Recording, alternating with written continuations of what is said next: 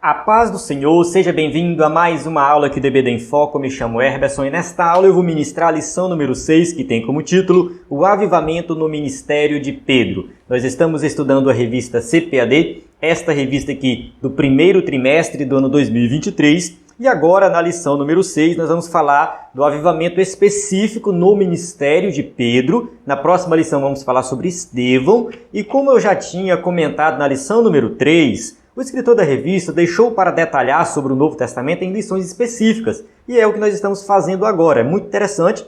Estou gostando bastante das lições, estou aprendendo muito. E eu acredito que aqui nós podemos tirar aplicações práticas muito importantes para a vida cristã.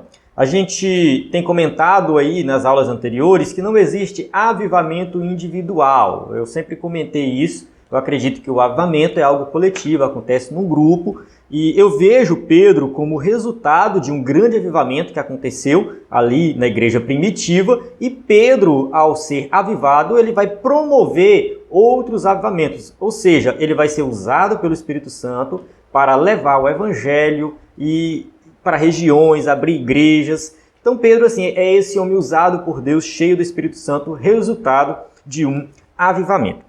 Essa lição, ela tem alguns pontos aqui que nós temos que destacar. No meu primeiro vídeo, que é o vídeo que eu gravo com slide, passando em cada tópico subtópico ali, com detalhes, eu deixei as questões polêmicas para o vídeo de destaque. Nós temos aqui pelo menos 3 questões polêmicas e eu vou detalhar aqui sobre elas. Uma tem implicações teológicas profundas, que é a questão que fala de Pedro ser a pedra. Tu és Pedro e sobre esta pedra edificarei a minha igreja. Pedro é a pedra? Jesus é a pedra? Ou a declaração de Pedro que é a pedra? Então isso aqui tem um debate. Eu vou apresentar aqui as principais visões e interpretações sobre isso. Eu já vou adiantando logo. Eu acredito que Pedro é a pedra. Eu vou explicar isso. Tem gente que pensa que é somente os católicos que têm uma interpretação dizendo que Pedro é a pedra. Não, tem uma interpretação do meio evangélico, defendida principalmente hoje pelo D.A. Carson, mas muitos outros teólogos evangélicos também defendem a ideia de que Pedro é a pedra. E nós temos que entender isso de forma detalhada e diferenciar essa interpretação da interpretação católica. Tá? Mas assim, como é um ponto polêmico, a gente respeita todas as interpretações, eu respeito todas elas, mas eu acredito que aqui a gente tem, sim, implicações teológicas muito profundas. A segunda polêmica aqui dessa lição é sobre a questão de Pedro ser chamado de Satanás, para trás de mim, Satanás, e algumas pessoas dizem que Pedro estava endemoniado e tudo mais. A gente tem que ter um pouco de cuidado também com isso aí, porque eu particularmente não acredito em possessão demoníaca em crentes, mas tem uma vertente teológica que acaba indo por esse lado e usa essa passagem para justificar isso. E o terceiro ponto polêmico aqui é sobre a questão do cantar do galo. Alguns vão dizer que era um galo de verdade, outros vão dizer que é uma trombeta. Eu até comentei sobre isso no meu primeiro vídeo, eu acredito que é uma trombeta, mas assim, é uma questão bem complicada. Eu vou explicar com mais detalhes aqui. Confesso que depois de dar uma estudada mais profunda, eu fiquei meio que em cima do muro e eu vou explicar por que realmente é uma questão assim que não tem como a gente tirar uma conclusão definitiva, mas aqui o ponto dessa questão não é o cantar do galo, dessa passagem específica, tá? Não é o cantar do galo em si, mas o ponto aqui é o que Pedro sentiu ao ouvir o cantar do galo.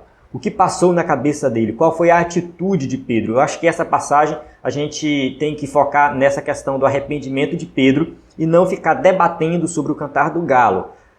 Eu, como um professor da EBD aqui do YouTube, que tem esse vídeo de destaque, que procura apresentar as questões polêmicas com mais detalhes, eu vou falar, tá? Eu vou detalhar, eu vou falar. Mas a ideia aqui é justamente te ajudar a entender o tema e facilitar a sua vida, né, no preparo da sua aula, né? Porque senão, se você ficar estudando essas questões assim, que não tem muitas aplicações práticas, vai acabar que você não vai estudar o conteúdo mais importante da lição e você tem que ter muito cuidado para não cair na armadilha de ficar lá na sua aula debatendo essas questões polêmicas e esquecer do ponto principal da aula, que é sobre a vida de Pedro, como que Pedro evoluiu na vida cristã, o que aconteceu com Pedro após o Pentecostes. Eu acho que é isso que a gente tem que abordar de forma mais profunda numa aula da EBD, tá bom?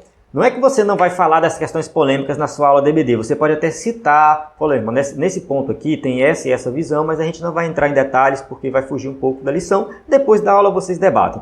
Mas dentro da lição, da EBD, na sua classe, é importante você focar no que tem realmente aplicações práticas, deixar as questões polêmicas um pouco de lado e não cair nessa armadilha, né, e passar ali 1 hora debatendo sobre o canto do galo, sobre Pedro ser a pedra ou não e esquecer da lição. Então vamos lá, vamos começar aqui dentro da lição. Eu vou dividir o meu vídeo em 2 partes. A primeira parte eu vou fazer essa abordagem geral da lição, falando sobre Pedro, e vou levantar um questionamento aqui que eu acho que é o ponto principal da lição.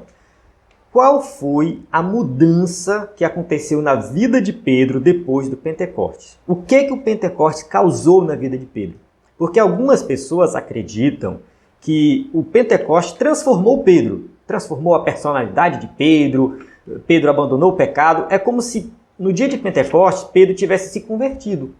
E o que é errado, o que é falho, porque Pedro já era convertido. Eu vou adotar aqui a visão da Assembleia de Deus, que o batismo com o Espírito Santo é uma bênção que vem após a salvação. Eu vou adotar essa visão. Então tem a salvação e tem o batismo com o Espírito Santo. E a gente precisa definir muito bem o que é o batismo com o Espírito Santo, o que acontece na vida do crente após o batismo com o Espírito Santo, tá? E o que acontece na vida do crente no dia que ele se converte, e sobre o processo de santificação. A gente tem que detalhar bem isso, porque muita gente confunde, principalmente na vida de Pedro, achando que Pedro teve uma vida transformada somente no dia de Pentecostes. E eu discordo disso. Eu acredito que o dia de Pentecostes realmente trouxe uma mudança na vida de Pedro, mas eu tenho que parar para pensar no seguinte: qual foi essa mudança? O que aconteceu ali? O que aconteceu? Porque Pedro já era crente, ele já era convertido, ele já tinha o Espírito Santo na vida dele. Então houve uma mudança, mas a gente tem que ter cuidado sobre dizer qual foi essa mudança. E também tem a questão do comportamento de Pedro, que era às vezes um comportamento impulsivo, que era altos e baixos assim de uma hora para outra, era 880 com Pedro. E muita gente acha que Deus mudou a personalidade de Pedro. Eu discordo disso. Eu não sou psicólogo, não sou muito da psicologia, mas eu acho pouco provável Deus mudar a personalidade de alguém. Eu acredito que Deus, ele capacita, ele ajuda a controlar para que a pessoa use a sua personalidade, o seu jeito de ser em prol do reino. E foi isso que aconteceu com Pedro. Eu não vejo uma mudança de personalidade de Pedro. Eu só vejo ali Pedro usando o seu jeito de ser impulsivo, altos e baixos, 880, em prol do reino. Eu vejo isso. Então eu quero falar sobre isso, porque eu acho que isso tem aplicações muito práticas e fortes assim na nossa vida. Tem muito disso. Tem muita gente que fala assim: Deus, eu sou muito impulsivo, eu sou tímido, eu sou extravagante, eu sou isso, eu sou aquilo, me muda. Talvez Deus não quer te mudar. Talvez Deus quer usar você do jeito que você é. Vamos lá. Eu vou seguir aqui a lição. Eu tenho aqui algumas anotações, com o computador aberto aqui também para eu ler algumas coisas aqui. Essas questões polêmicas que eu vou falar na segunda parte do vídeo, elas são questões assim bem complicadas, tá? Deu muito trabalho estudar sobre isso. Mas vamos lá. Aqui no tópico 1.1, a gente tem aqui as 2 atitudes de Pedro. Então assim, aqui é um resumo desse comportamento de Pedro que oscilava, né, de um ponto a outro de forma muito rápida, né, de um extremo a outro de forma muito rápida. Aqui a gente tem Jesus perguntando para os discípulos como que as pessoas o identificavam. O que o povo diz que eu sou? Aí uns dizem que você é João Batista, outros dizem que você é Jeremias, um dos profetas e tal. E vocês? O que vocês dizem? Aí Pedro: tu és o Cristo, filho do Deus vivo. Ali a gente tem uma declaração que Jesus mesmo fala: isso não vem de ti, Pedro. Foi Deus que te deu essa declaração. Pedro, né, se sentiu importante, né? Talvez ele, Jesus deveria dar um tapinha nas costas de Pedro. É isso aí, Pedro, você, né, fez a declaração correta, parabéns. Mas não, Jesus fala: isso aí que você recebeu veio de Deus. Logo em seguida, Jesus fala que ele vai para Jerusalém, vai ser entregue nas mãos dos homens, vai morrer, vai ressuscitar. E ali a gente tem uma declaração de Pedro, tá, que já vai para outro extremo. Fala assim: Senhor, tem compaixão de ti, de modo nenhum te acontecerá isso. Então aqui a gente vê Pedro, né, já falando: não, Senhor, você não pode morrer. E já foi para outro extremo. Aí Jesus fala: para trás de mim, Satanás. É aqui nesse contexto que Jesus fala: tu és Pedro e sobre esta pedra edificarei minha igreja. Mas eu não vou focar nisso aqui agora, eu vou deixar para depois. Eu só quero destacar aqui essa variação no comportamento de Pedro, que não foi o único, tá? Isso aqui é só um exemplo que o escritor da revista colocou. Tem muitos outros exemplos que nós podemos aqui pontuar. Eu comprei um livro do Hernando Dias Lopes, tá? Eu comprei no Kindle, tá? Eu tenho o Kindle, que é um aparelho para ler livros digitais que a gente compra lá no site da Amazon. Mas lá no site da Amazon, os livros digitais você pode ler também no celular, que tem um aplicativo para o Kindle, e também para o computador. Então sempre que eu quero comprar um livro e eu estou precisando com urgência, eu compro a versão digital, que já aparece aqui para eu estudar, e eu comprei um livro do Hernando Dias Lopes, Pedro, Pescador de Homens.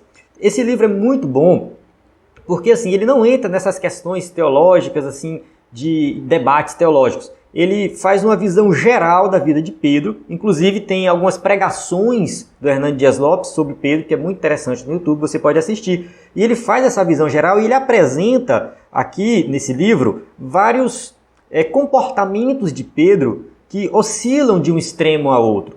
A gente tem, por exemplo, Pedro andando sobre as águas. Pedro, ele começou a andar.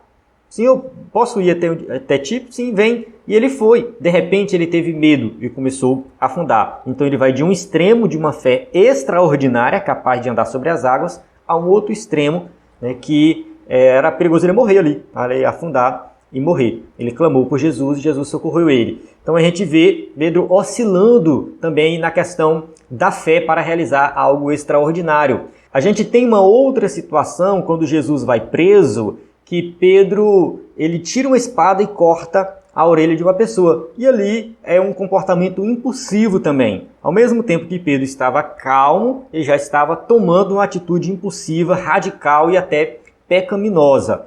Então assim, Pedro ele tinha esses momentos, né? Ele oscilava nesses momentos, né, de um extremo a outro de uma maneira muito rápida. Tá? E Pedro tem uma outra situação que ele nega Jesus. Ele fala: Senhor, não vou deixar nada acontecer contigo, vou até o fim, eu estarei contigo e tal, se for possível eu morro contigo. Aí de repente ele está negando Jesus. Então a gente vê que esses comportamentos de Pedro muitas vezes levavam para algo pecaminoso, algo errado. Então Pedro nega Jesus 3 vezes e quando ele escuta o galo cantando ele se arrepende. Só que Pedro se arrepende, mas Pedro continua desanimado e com medo.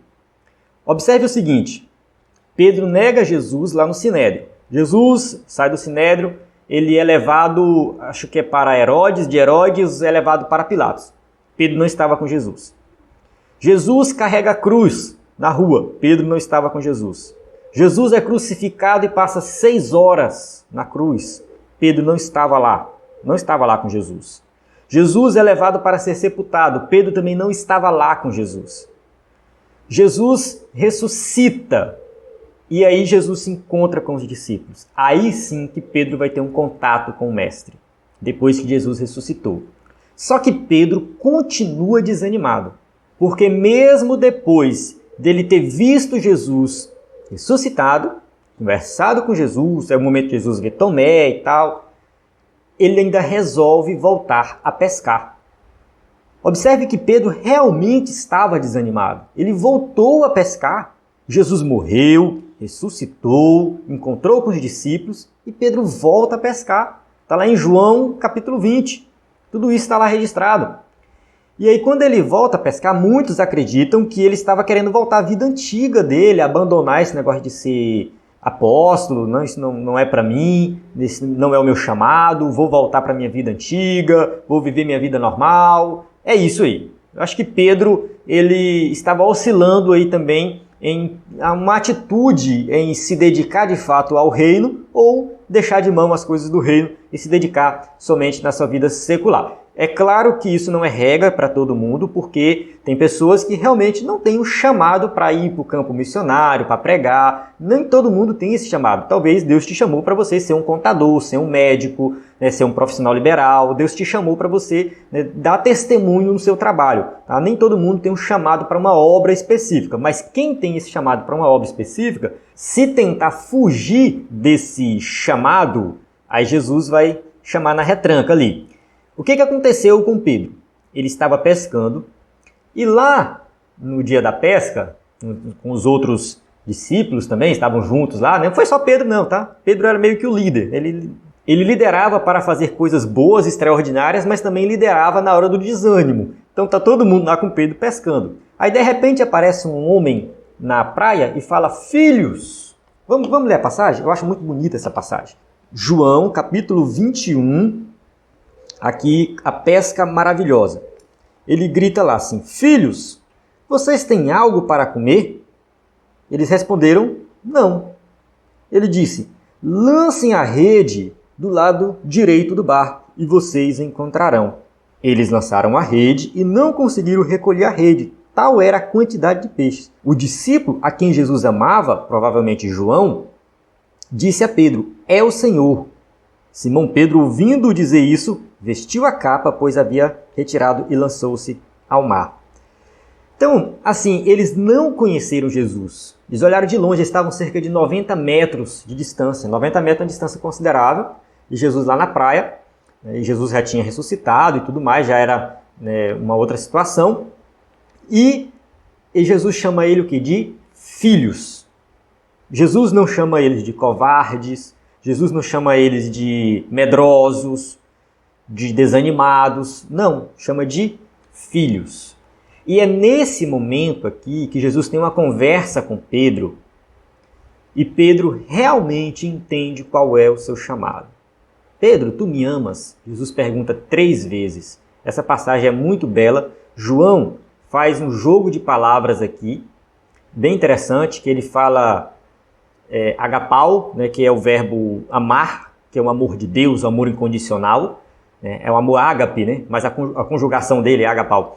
E Jesus pergunta 2 vezes com o verbo ágape, e a 3ª vez Jesus pergunta com o verbo filéu. Tu me filéu, que é aquele amor de amigo, de parente, né? É um amor mais comum, vamos colocar assim.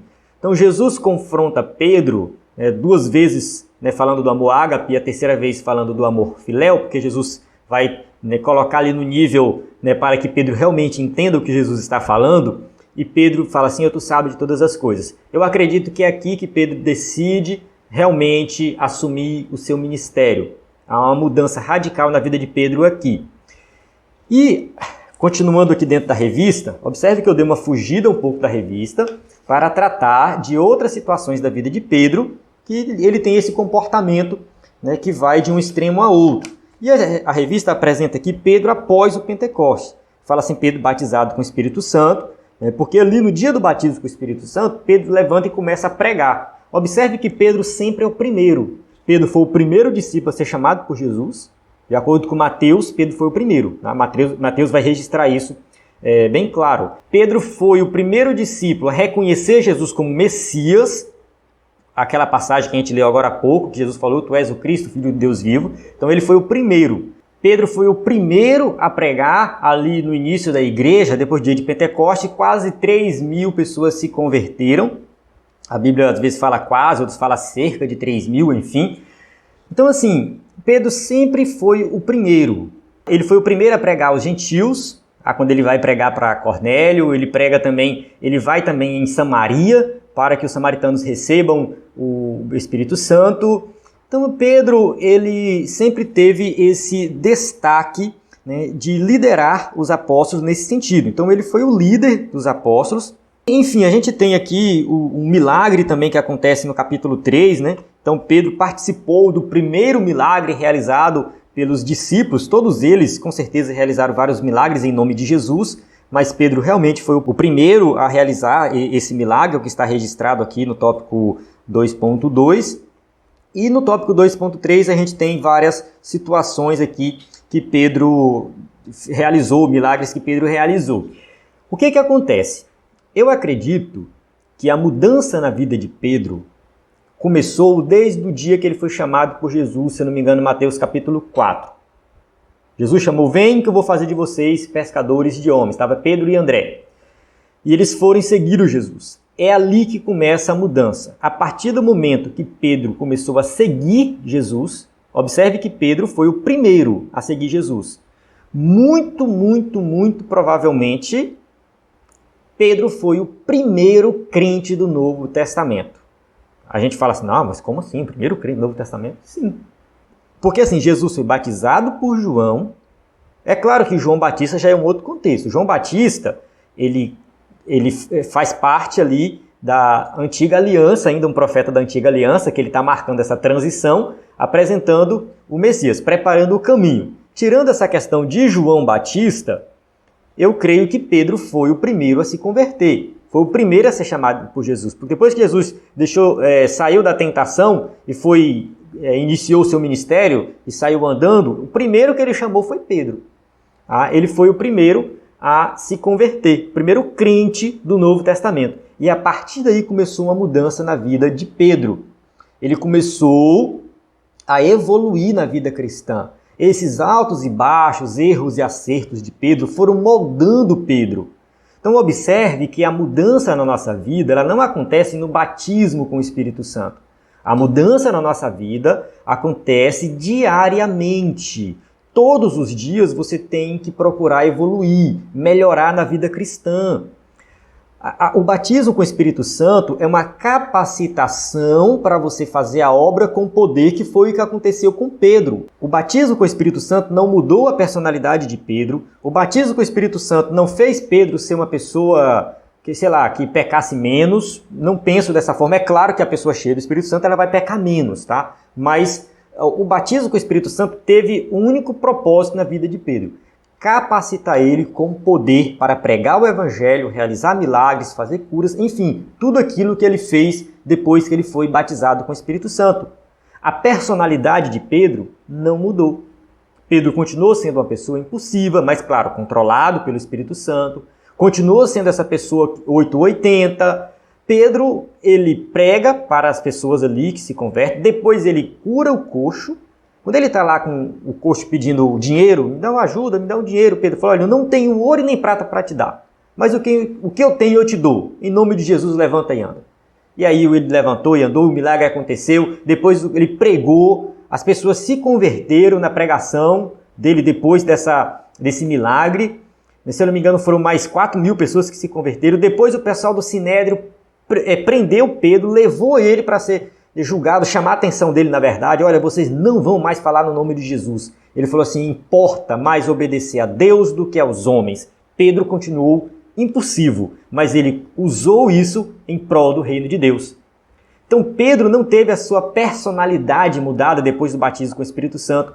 Ele continuou com a sua personalidade, mas ele foi usado por Deus do jeito que ele era. Ele usou isso em prol do reino de Deus. Então, você pode falar assim, eu sou tímido, eu não posso fazer a obra, eu não consigo, não tenho o que eu possa fazer na obra, Deus tem que tirar essa timidez da minha vida, estou orando há 10 anos, 20 anos para Deus tirar a timidez. Não, talvez Deus não vai tirar a tua timidez. Ele te fez assim, é o teu jeito de ser. Agora você tem que procurar saber o que tem no reino que uma pessoa tímida pode fazer. Talvez você não goste de subir no palco, de subir no púlpito, de, chamar atenção para você. Talvez você não goste disso. Você não tem chamado, quem sabe, para cantar em público, para pregar em público, mas você talvez tenha um chamado para aconselhar, para conversar em particular com alguém. Você tem um chamado para visitar, quem sabe, um hospital. Você tem um chamado para fazer algo diferente, que não precisa você se expor tanto. Então a tua timidez pode ser usada em prol do reino de Deus. Talvez você seja uma pessoa extravagante, gosta de fazer, de acontecer, chamar atenção. Deus vai te usar também desse jeito. O Espírito Santo vai te capacitar, te dar poder para você realizar a obra. Voltando para a vida de Pedro, mesmo sendo cheio do Espírito Santo, ele continuou sendo uma pessoa que precisava melhorar cada vez mais no seu comportamento, com relação ao pecado, abandono de vícios. Assim como Pedro era antes de ser batizado com o Espírito Santo, ele continuou sendo depois. Cuidado com a coisa. Tem gente que pensa que o batismo com o Espírito Santo é um tipo de blindagem espiritual. Fui batizado com o Espírito Santo, estou blindado. Não caio mais em nenhum pecado. Pornografia não vai me derrubar, mentira não vai me derrubar, o engano não vai... Cuidado. Crente batizado com o Espírito Santo também erra, também peca. Batismo com o Espírito Santo não é blindagem contra o pecado. É capacitação para fazer a obra. É unção e poder de Deus na sua vida para você ter ousadia para pregar o Evangelho. Então, Pedro continuou sendo essa pessoa que errava, que falhava, mas que estava procurando melhorar cada vez mais. A santificação vai até o fim da vida. Tá? Então, assim, Pedro começou a ser transformado no momento que Jesus chamou ele. Jesus chamou. A partir dali, Jesus começou a trabalhar na vida de Pedro. E Pedro só parou de melhorar a sua vida espiritual, no crescimento espiritual, depois que ele morreu. Só. Tá? Ele passou a vida inteira melhorando cada vez mais. Quando ele estava com o mestre, ele foi aprendendo com Jesus e melhorando cada vez mais. Tem uma passagem que eu não estou lembrado agora, mas Jesus fala sobre essa questão da maturidade na vida de Pedro. Mas, enfim, vamos continuar aqui. Bem, eu acho que ficou bem claro essa questão da transformação na vida de Pedro, do comportamento dele, de como que ele foi usado pelo Espírito Santo, da questão da personalidade. Eu acho que isso ficou bem claro, tá? Deixe seu comentário, qualquer dúvida que ficou aí. Eu acredito que essa deve ser a abordagem numa aula da EBD, porque aqui nós estamos realmente falando, né, de alguém que é muito parecido conosco, como Hernando Dias Lopes diz no seu livro. Nós temos o DNA de Pedro, e nós temos muito que aprender com ele. Essa questão do avivamento é muito importante também enfatizar, né, o que o Espírito Santo, né, fez na vida de Pedro depois que ele foi ali batizado com o Espírito Santo, que ele participou desse movimento grandioso, desse grande avivamento. Agora eu vou entrar nas questões polêmicas, tá bom? Essa é a segunda parte do vídeo. E se você não se preocupa muito com questões polêmicas, fique à vontade para sair do vídeo. Mas se você quer entender mais sobre isso, eu convido você a ficar até o final. Bem, vamos lá. A gente tem a passagem de Mateus 16, de 13 a 28, que é justamente quando Pedro faz aquela declaração. Tá? E aqui, eu vou ler aqui um versículo que Jesus fala assim com Pedro. E eu digo que você é Pedro, e sobre esta pedra edificarei minha igreja, e as portas do Hades não poderão vencê-la. Estou lendo aqui na NVI. Não estou com o ventilador ligado, e aí as folhas ficam voando. Enfim, você já deve ter percebido aqui a minha dificuldade aqui. O que acontece? A gente tem aqui, pelo menos, 3 ou 4 posições defendidas, né, sobre esse tema. Tanto evangélicas quanto católicas. Tem a posição católica, que acho que é a mais conhecida, e tem as posições evangélicas que tentam contrapor a posição católica.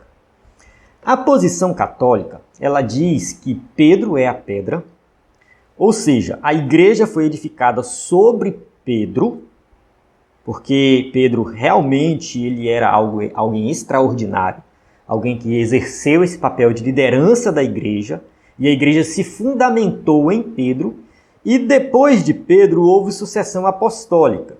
Eu confesso aqui a minha ignorância com relação a essa doutrina católica em detalhes, mas baseado nessa passagem e em outras passagens, os católicos defendem a ideia de sucessão apostólica, que é Pedro, esse apóstolo que foi esse grande líder, que liderou a igreja no início, que liderou os apóstolos, e ele passou isso de geração a geração, dizendo que no caso a Igreja Católica diz que Pedro foi o primeiro Papa, e nós temos agora um Papa também. Então, assim, isso foi passado, não na geração de Pedro, mas na geração da igreja. De geração em geração da igreja, houve uma sucessão apostólica, porque Pedro foi essa pedra que a igreja foi edificada. Essa interpretação católica, ela falha no contexto. Não leva em consideração a declaração que Pedro fez e também, dentro do contexto, não tem nada que indica sucessão apostólica. Não tem nada no texto que indica isso. É uma doutrina católica, histórica, que tem muito tempo, mas essa passagem não fala de sucessão apostólica. Então, para mim, essa interpretação está descartada. A outra interpretação que vai contrapor essa interpretação católica é que Jesus é a pedra. Essa interpretação, ela tem como base 2 pontos principais. O primeiro é a palavra usada. Ele fala assim: tu és Petros, do grego, Petros, e sobre esta Petras. Então assim, tu és Petrus, pedrinha. Petrus do grego, no original, realmente remete a pedrinha, uma pedra menor. E sobre esta Petras, esta no caso Cristo, Petras, pedra grande, edificarei a minha igreja.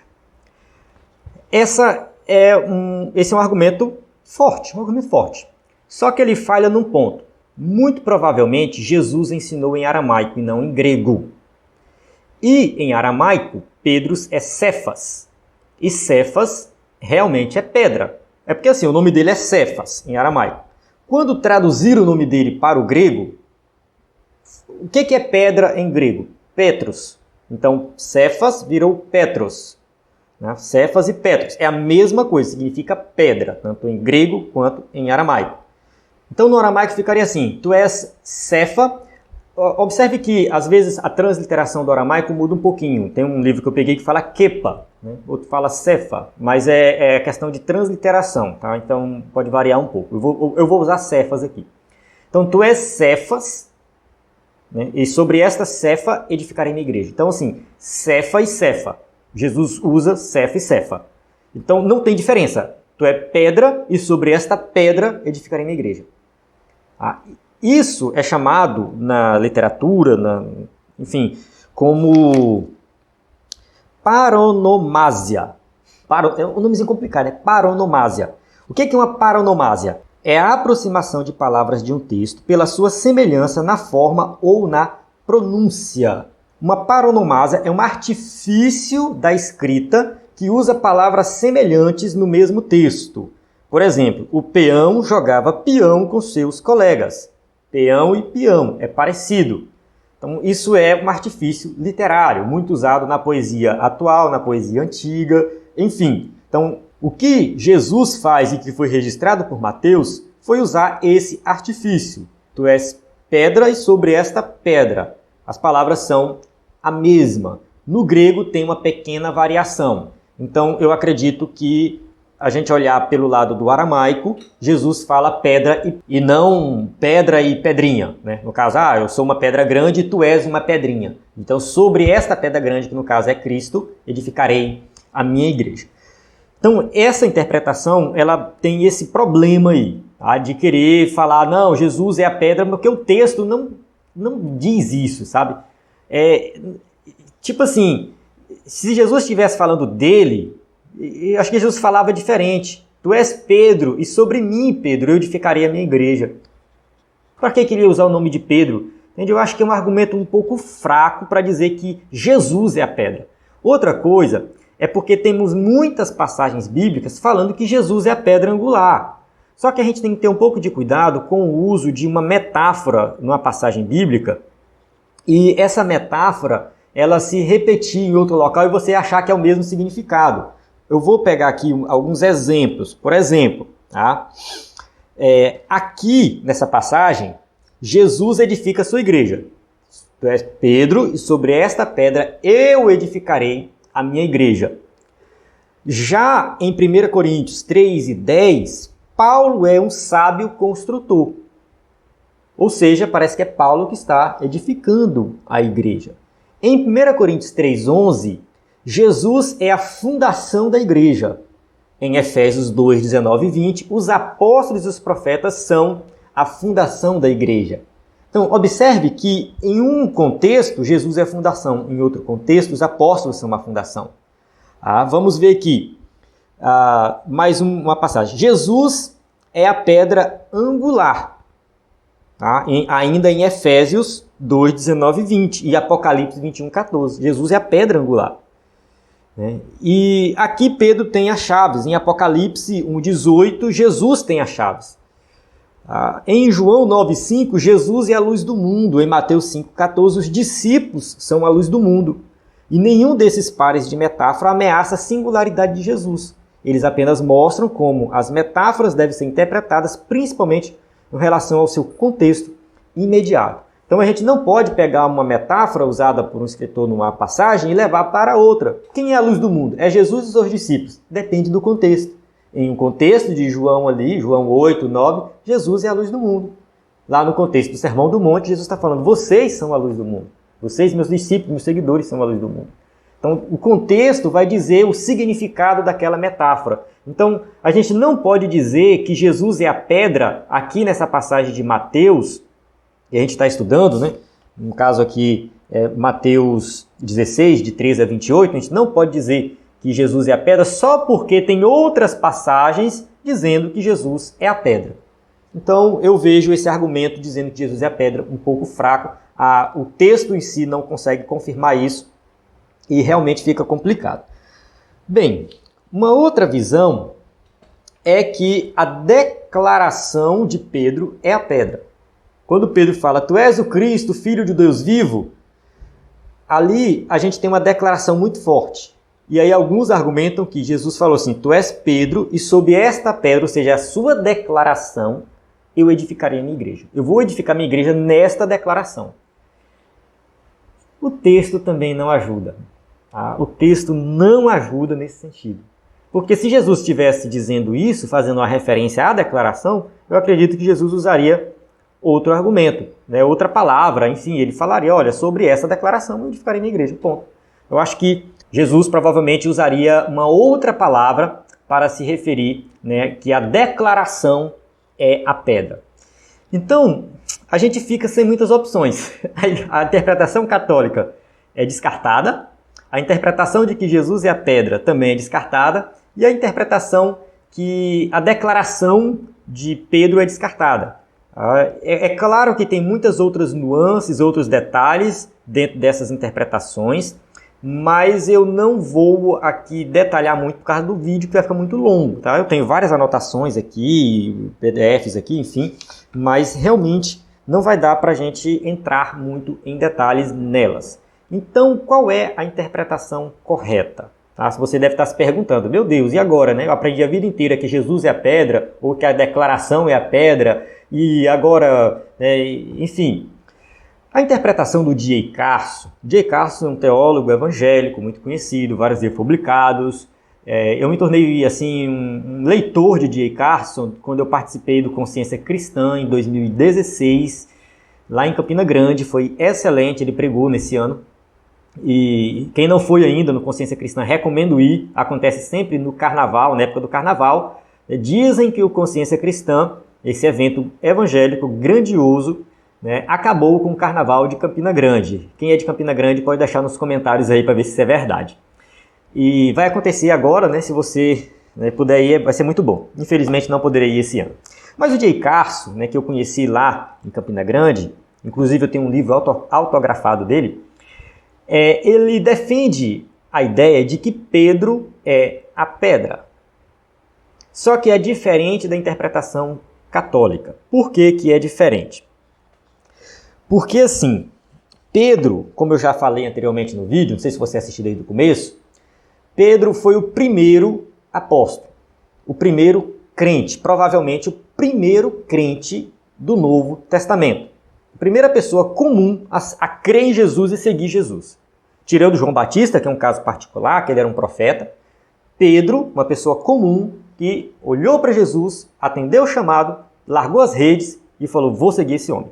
E Jesus já falou desde o primeiro dia, eu vou fazer de vocês pescadores de homens. Estava ele e André. Então tá Pedro e André junto ali, mas Pedro teve muito mais destaque no ministério de Jesus do que André. Então a gente entende que realmente Pedro ele teve essa proeminência dentro do contexto do Evangelho de Jesus. E o D.A. Carson, ele vai enfatizar isso. Tá? Ele vai enfatizar, né, essa questão de que Mateus dá esse destaque para Pedro, principalmente pelo ser o primeiro a ser chamado e também o primeiro a dar uma declaração de que Jesus é o Messias. Antes dessa declaração de Pedro, eles estavam meio em dúvida. Várias vezes Jesus tinha falado que era o Messias, eles acreditavam que Jesus era o Messias, mas ainda tinha muito deles que estavam com aquela mentalidade de Jesus é o Messias político, que vai destruir o Império Romano e tal. Muito nessa mentalidade. E aqui não, a declaração de Pedro é tu és o Filho do Deus vivo, tu é o Messias. Então isso aqui coloca Pedro também em uma situação de proeminência, de destaque. E assim, Pedro, nessa posição de destaque, Jesus valoriza isso. E fala assim, Pedro, tu foi o primeiro a ser chamado. E nós temos outros aqui que também foram chamados, que aceitaram esse chamado. Efésios, capítulo 2, versículo 20, vamos ler aqui Efésios, fala assim, ó, edificados sobre o fundamento dos apóstolos e dos profetas, tendo Jesus Cristo como pedra angular, no qual todo edifício é ajustado e cresce para tornar-se um santuário santo no Senhor. Aqui a gente tem o seguinte, que a igreja, ela é edificada. Se você ler todo o contexto de Efésios, ele está falando dos gentios, dos judeus, que existia um muro entre eles, uma inimizade, foi derrubado e tal. E a gente tem aqui que realmente a igreja foi edificada sobre o fundamento dos apóstolos. E eu vou ler aqui um trecho do livro do D.A. Carson, que é o comentário de Mateus dele. Tá? Ele fala assim, ó, Pedro era a fundação, a primeira pedra assentada. Ele desfruta essa primazia na história da salvação, e os outros são assentados sobre ele. Isso resulta em determinados papéis especiais nos anos iniciais da igreja cristã. Mas as noções de hierarquia ou sacerdotalismo são simplesmente irrelevantes para o texto. Então, observe que essa posição de primazia na história da salvação não significa que Pedro era melhor do que os outros. Não significa que Pedro tinha, uma posição maior na hierarquia. Nada disso. Que ele era sacerdote superior. Nada disso. O texto não diz isso. É por isso que a interpretação católica está errada ao dizer que aqui está falando de sucessão apostólica, colocando Pedro como hierarquia maior e os outros como apóstolos de segunda categoria ou que devia alguma obediência a Pedro. Observe que o líder da igreja primitiva lá em Jerusalém era Tiago. Pedro foi enviado pela igreja para ensinar o povo de Samaria sobre o Espírito Santo, lá em Atos capítulo 8. Pedro foi depois pregar na casa de Cornélio, ele teve que prestar contas na igreja do que Deus estava fazendo entre os gentios. Então observe que Pedro ele não tem uma posição de liderança na igreja primitiva. Quem tinha era Tiago e não Pedro. Então Pedro, ele, em termos de hierarquia, ele estava no mesmo nível que os outros discípulos. Mas como ele foi o primeiro crente, ele tem a primazia na história da salvação. Então tu és pedra, Pedro. E é sobre esta pedra eu vou edificar minha igreja. A partir de você, Pedro, outros vão ser acrescentados. Tá? Então são assentados sobre ele. A partir de Pedro vem os outros discípulos. E se você fizer uma leitura atenta de Atos dos Apóstolos, o tempo todo está falando que os crentes, os novos convertidos, são acrescentados à igreja. Então tem o quê? Um fundamento e que tem ali um acréscimo a cada vez mais. Então Pedro está nesse sentido. Ele é pedra nesse sentido. Tá? Que ele realmente tem essa posição de primazia por ser o primeiro crente, juntamente com os outros apóstolos que são assentados sobre ele e a igreja cresce. Mais um trecho do livro do D.A. Carson, ele fala assim, ó, portanto, parece que o texto não está interessado se as decisões de Pedro ou da igreja são infalíveis. Então o texto aqui não está interessado nisso. Porque Pedro é infalível, nunca vai pecar, porque é a pedra que a igreja vai ser edificada. Não, o texto não está interessado nisso. O texto realmente é algo muito pessoal, é diretamente com Pedro, mas Pedro aqui, ele é o representante de todos os crentes, pode-se dizer, pelo fato de que ele foi o primeiro e a partir dele outros foram acrescentados. Pode parecer complicado, pode parecer difícil de entender, mas é isso que o texto diz. O texto deixa bem claro que Pedro é a pedra. O texto deixa bem claro que é Jesus que vai edificar a igreja. O texto também diz que Pedro tem a chave. Então a gente tem aqui realmente uma passagem difícil, com implicações teológicas profundas, mas que deve ser analisada com cuidado. Qualquer coisa que você for ler sobre isso, qualquer exegese desse texto vai ser bem difícil de entender e vai exigir muito tempo da sua parte. Recomendo você assistir o vídeo do Iago Martins, do canal Dois Dedos de Teologia. Você pode pesquisar no YouTube, Dois Dedos de Teologia, Pedro é a pedra, ou você clica no link que está na descrição do vídeo. Vou deixar esse vídeo também para você assistir. O Iago Martins ele segue essa mesma interpretação. Talvez ele explique até melhor do que eu, que o vídeo é dedicado somente a isso. Então, eu recomendo os vídeos do Iago de maneira geral, tá bom? É um pastor batista, mas ele é muito bíblico, eu gosto muito, e ele é dispensacionalista também. Então, enfim, isso ajuda bastante a gente que é da Assembleia de Deus, quando assiste a algum pastor de uma igreja mais tradicional.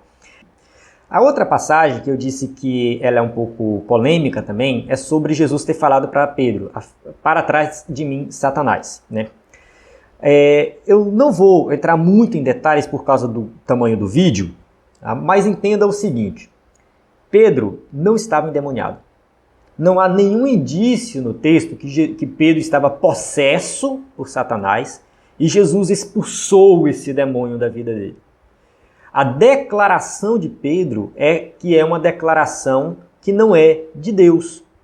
Essa declaração é uma declaração humana. Então Pedro, no momento anterior que recebeu uma revelação divina de quem era o Messias, no momento seguinte está fazendo uma declaração puramente humana.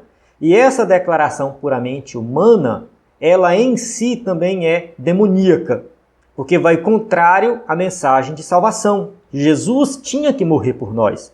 E Pedro fala, Senhor, não deixa isso acontecer contigo. Então Jesus fala da declaração. A palavra Satanás aqui é adversário. Essa sua declaração, ela vem do adversário. É claro que realmente é uma entidade maligna, mas ela é adversária do Evangelho. Tá? Toda a declaração de Pedro, o que Pedro falou, realmente é algo contrário ao Evangelho. Não vou mais entrar em detalhes sobre isso e vou para o próximo ponto, que é sobre a questão do cantar do galo. Mais uma questão difícil, e eu vou apresentar aqui as 3 interpretações desse cantar do galo. A gente tem nos 4 evangelhos falando que o galo cantou. Então assim, a gente tem Mateus 26:74, fala um galo cantou. Marcos 14:72, e logo o galo cantou. Lucas 22:60, falava ele ainda quando o galo cantou. E João 18:27, no mesmo instante, um galo cantou. Então assim, ao ler isso aqui, nós concluímos que de fato houve um cantar de um galo. Um barulho, houve um barulho. Era uma trombeta? Era um galo? O que era? Não sei, mas vamos deixar em aberto essa questão. Não há dúvidas de que houve esse barulho e que isso era comum entre os judeus, de certa forma que não houve necessidade nenhuma dos evangelistas explicar isso. Não houve necessidade deles explicar. Isso que eles registraram e na época quem leu entendeu. Nós que ficamos batendo cabeça porque já passou muito tempo. Mas eles leram e entenderam. Outra coisa que a gente tem que aqui definir muito bem é que esse cantar do galo indicava um horário. Isso está aqui claro em Marcos capítulo 13, versículo 35, que diz assim, ó, portanto, vigiem, porque vocês não sabem quando o dono da casa voltará, se à tarde, à meia-noite, ao cantar do galo ou ao amanhecer. Então, assim, o cantar do galo indica um horário, porque ele está falando quando. Vocês não sabem quando o dono, quando é tempo. E ele cita momentos aqui de tempo. À tarde, referência a tempo. Meia-noite é um tempo, é um horário específico. Meia-noite é um horário. Aí ele cita o amanhecer. E antes do amanhecer ele cita o cantar do galo. Então, entre os judeus, de certa forma, era comum se referir ao cantar do galo para falar de um horário específico, muito provavelmente de manhã cedinho, ali de madrugada. Tá? Não temos aqui sobre o que é esse cantar do galo, se é uma trombeta ou se é um animal, o galo. Mas coloque na sua mente isso, o cantar do galo existia, acontecia e indicava um horário. Bem, vamos lá. Eu dei uma pausa aqui, eu acabei perdendo um pouco aqui o meu raciocínio. Mas voltando, nós temos pelo menos três interpretações desse cantar do galo, né? E eu baixei um artigo de uma revista internacional, o artigo está em inglês, posso até disponibilizar, mas não é todo mundo que vai ler em inglês. E ele debate essas três visões, três interpretações, tá, sobre o cantar do galo. Inclusive até uma revista interessante, que é de artigos científicos na área de teologia dispensacionalista. Bem interessante esse material. Quem lê em inglês depois pode falar comigo que eu indico aí direitinho esse material. Tá, esse artigo ele vai apresentar 3 interpretações. A primeira é que o cantar do galo era uma referência ao Galicium, que era o toque da trombeta dos soldados romanos indicando a troca de turnos. Inclusive foi isso que eu comentei no meu primeiro vídeo, que eu acredito ser uma interpretação coerente. Tá? Muito provavelmente não era um galo mesmo, um animal, mas era o toque da trombeta. Como a gente já viu, isso indicava um horário, o cantar do galo indicava um horário. Era comum os judeus se referirem a esse horário, o cantar do galo, como a gente já viu em Marcos 13:35. Então, tudo indica que existe, existe essa possibilidade de ser de fato uma trombeta. Os argumentos a favor disso é que os judeus eles tinham certo cuidado com os animais impuros. Então, galinha, galo eram animais impuros e não tinha esses animais naquela, não vou dizer naquela região, mas especificamente em Jerusalém. Assim, alguns dizem que esse argumento não é válido porque, de fato, havia galinhas lá na região, em Jerusalém ou no interior da Judéia, enfim, havia galinhas. É claro, os judeus eles tinham os animais que eles consideravam impuros, mas eles conheciam esses animais. Os judeus sabiam o que era um porco, o que era uma galinha, eles conheciam, apesar de serem impuros e eles não criarem esses animais, eles conheciam, sabiam, e Jesus usou uma figura de linguagem nesse sentido, né?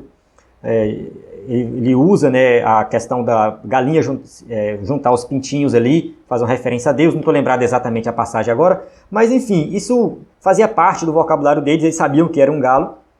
Enfim, isso fazia parte do cotidiano do judeu daquela época, quem sabe até mesmo criar, alguns poderiam até criar, né, algum galo, galinha, mas isso não invalida essa interpretação. O fato dos judeus terem galo lá, terem galinhas, e isso não invalida a interpretação de que pode ser o Galicium, né, que é o toque da trombeta. Essa interpretação ela falha no texto, porque diz que um galo cantou. Tá? Um galo cantou. Marcos fala de 2, né, mas de certa forma ele fala assim, e logo o galo cantou. Mateus fala, um galo cantou. Lucas, o galo cantou. E João, um galo cantou. Então ficaria complicado, realmente, no texto, complicado, isso aqui ser uma referência a uma trombeta. Ele poderia muito bem falar, a trombeta tocou. Mas ele fala um galo. Tá? Quando fala um, é algo muito específico.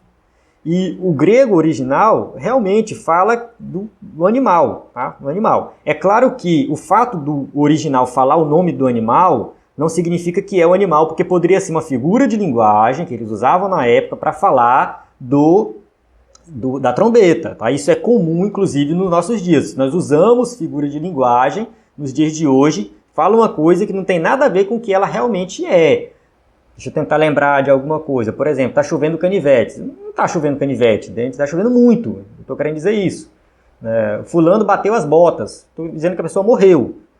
Então, assim, a gente usa uma palavra para se referir a uma outra coisa. Então, existe a possibilidade de cantar do galo ser usado para se referir ao toque da trombeta. Mas o texto, ele dificulta um pouco isso, porque deixa bem claro algo muito pessoal, né? Foi um galo que cantou. Então, não sei se foi realmente a trombeta. Então, eu fico meio na dúvida. A segunda interpretação, ela já é um pouco mais difícil de aceitar, porque ela diz o seguinte, que o cantar do galo, na verdade, não era um barulho. Não era um galo cantando, um animal, ou uma trombeta tocando. Mas era meio que a aurora raiando ali. Então, assim, quando começava a amanhecer o dia, aquilo era o cantar do galo. O texto aqui que eu peguei, né, que ele está em inglês, tá? Eu tenho que traduzir em cima da bucha aqui, fica até difícil, mas ele fala assim, ó. Analisando essa segunda explicação, é necessário mencionar que muitos comentaristas que afirmam, que acreditam nesse ponto de vista, dizem que foi antes da aurora. Então, assim, considerando que o que Pedro falou ali, foi questionado e tal, né, que ele foi negando Jesus, foi durante a madrugada, então um pouco antes da aurora, né, ele percebeu o que ele tinha feito. tá? Enfim, seria antes do amanhecer, nem antes do dia raiar. Mas eu acho muito fraca essa interpretação. Tá? E a terceira interpretação é que, de fato, foi o cantar de um galo, um animal. Tá? Essa terceira interpretação, de acordo com esse artigo que eu li, ele diz que esse é o mais correto. Tá? Esse artigo vai defender essa ideia, dizer que ele é a mais correta. E ele vai citar aqui que havia, sim, galinhas, né, na região da Judéia. Então, essa ideia de que o judeu não criava galinha, até mesmo porque nessa região era uma região muito cosmopolita, né? Quem comandava lá era o Império Romano, antes do Império Romano foi o Império Grego, tinha pessoas de várias regiões lá, inclusive no dia de Pentecostes, isso está bem claro. Então é bem provável que tinha muitas pessoas criando galinha lá. E como tinha muitas pessoas criando galinha, isso acontecia com frequência, eles adotaram o cantar do galo como um horário específico que indica um horário da madrugada que já está prestes a amanhecer. Por isso que Jesus usa canto do galo em Marcos 13:35 para se referir a um horário. Tive um problema aqui com o vídeo e a partir de agora eu vou continuar com o áudio, mas é rapidinho, já estou finalizando. Vou só fazer um comentário de algo que tem aqui no artigo que é bem interessante. Ele diz assim: Aristófanes, na sua comédia Eclesiasticai, escreveu em 391 a.C. algumas referências sobre o segundo cantar do galo. Ele cita aqui no artigo vários trechos dessa comédia, desse escrito, bem antigo, mostrando que, mesmo antes de Cristo, a comunidade da época já fazia referência ao cantar do galo como um horário que era pela manhã, ou seja, de madrugada, um pouquinho antes de amanhecer, quem sabe até 3 horas da manhã. Então o galo cantava ali por volta de 1h30, depois cantava lá por volta de 3 da manhã. Isso aqui já acontecia há muito tempo. Então a gente tem aqui que na cultura da época o cantar do galo era uma referência a um horário. Que isso fique bem claro para você. Cantar do galo era usado naquela época para fazer referência a um horário. Quem criava galo, galinha naquela época, sabia disso muito bem. E também toda a comunidade tinha esse conhecimento. A comunidade sabia. Isso aqui não significa que eles tinham um galo em casa para marcar o horário. Tá? Não é isso. Não significa que todo judeu tinha ali em casa um galo, aí o galo cantava, ele sabia qual era o horário da madrugada. Não é isso. Se tornou comum dizer que aquele horário específico era o cantar do galo. Aqui na nossa região, a gente usa uma expressão parecida nesse sentido. Fulano de tal levanta com as galinhas. A gente fala assim, que levanta muito cedo, que as galinhas acordam cedo. De madrugada elas já estão acordadas, então o galo começa a cantar bem cedinho, 5 da manhã, 4 da manhã. Então quando alguém levanta muito cedo, a gente usa essa expressão, levanta junto com as galinhas. Da mesma forma acontecia na sociedade judaica. O horário da madrugada era chamado de cantar do galo. Quem tinha um galo, o galo realmente cantava mais ou menos nesse horário, não é exato, é mais ou menos nesse horário. E muito provavelmente onde Pedro estava tinha um galo. Então tudo indica que realmente tinha um galo. Quando a gente lê as passagens dos evangelhos, dos 4 evangelhos, diz que um galo cantou. Então está bem claro lá, um galo cantou, ou o galo cantou. Indica que era de madrugada, que de fato tinha um galo e esse galo cantou. Essa é talvez a interpretação mais aceita. De acordo com o artigo aqui que eu li, ele diz que essa é a interpretação mais aceita. Então o pessoal se divide. Uma parte acredita que é uma trombeta e outra parte acredita que de fato era um galo. Ambos os casos concordam que era referência a um horário. Amém? Então assim, eu acredito que a gente não vai chegar a uma conclusão definitiva disso aqui. Então não adianta querer levar esse debate muito longe. Tá? É só uma curiosidade, do meu ponto de vista, é uma curiosidade. Nós devemos focar aqui essa passagem com relação ao comportamento de Pedro, ao arrependimento de Pedro, quando ele ouviu esse barulho do cantar do galo, seja uma trombeta, seja um animal. Amém? Então vou encerrar aqui a aula. Peço perdão se por acaso ficou algo aí mal explicado. Em relação ao horário também que o vídeo foi postado, né, no dia e horário, porque foi gravado um vídeo, vou disponibilizar também em áudio, e a gente passou um pouco do prazo, né, vai ser postado sábado à noite, enfim, nem todos vão ter acesso, mas foi alguns problemas que nós tivemos aqui, infelizmente não deu para postar antes. Então peço perdão por isso, mas nós estamos aqui para ajudar da melhor maneira possível, conto com sua compreensão. Estamos aqui no EBD em Foco com todo o conteúdo do EBD que você precisa para ministrar uma aula de excelência. A paz do Senhor, até a próxima aula.